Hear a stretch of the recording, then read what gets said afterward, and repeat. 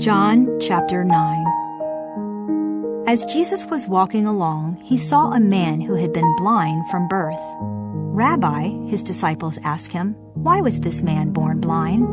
Was it because of his own sins or his parents' sins?" "It was not because of his sins or his parents' sins," Jesus answered. "This happened so the power of God could be seen in him. We must quickly carry out the task assigned us by the one who sent us. The night is coming, and then no one can work. But while I am here in the world, I am the light of the world." Then he spit on the ground, made mud with the saliva, and spread the mud over the blind man's eyes. He told him, "Go wash yourself in the pool of Siloam." Siloam means sent. So the man went and washed and came back seeing. His neighbors and others who knew him as a blind beggar asked each other, "Isn't this the man who used to sit and beg?" Some said he was, and others said, "No, he just looks like him." But the beggar kept saying, "Yes, I am the same one." They asked, "Who healed you? What happened?" He told them, "The man they called Jesus made mud and spread it over my eyes and told me, 'Go to the pool of Siloam and wash yourself.' So I went and washed, and now I can see." "Where is he now?" they asked. "I don't know," he replied. Then they took the man who had been blind to the Pharisees, because it was on the Sabbath that Jesus had made the mud and healed him. The Pharisees asked the man all about it, so he told them, "He put the mud over my eyes, and when I washed it away, I could see." Some of the Pharisees said, "This man Jesus is not from God, for he is working on the Sabbath." Others said, "But how could an ordinary sinner do such miraculous signs?" So there was a deep division of opinion among them. Then the Pharisees again questioned the man who had been blind and demanded, "What's your opinion about this man who healed you?" The man replied, "I think he must be a prophet."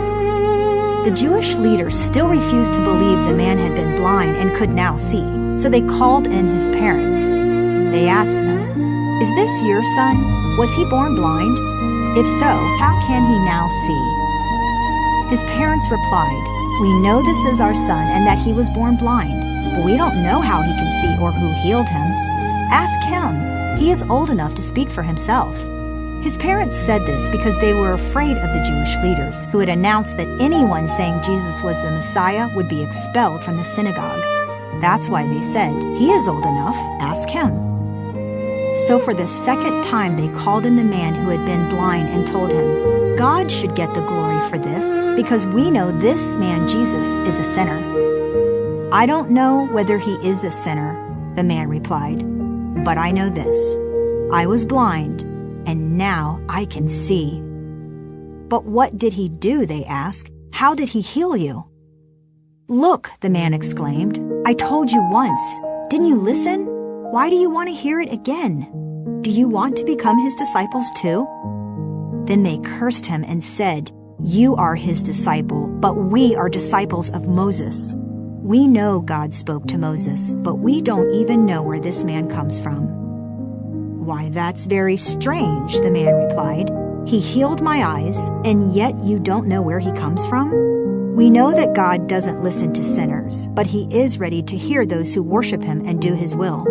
Ever since the world began, no one has been able to open the eyes of someone born blind.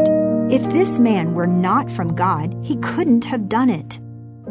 "You were born a total sinner," they answered. "Are you trying to teach us?" And they threw him out of the synagogue.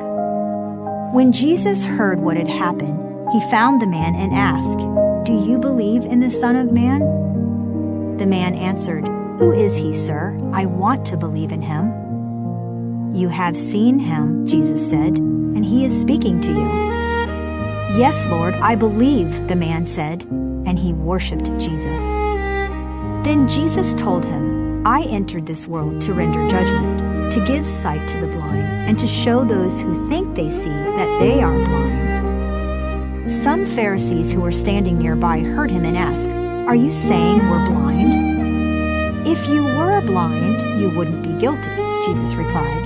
"But you remain guilty because you claim you can see."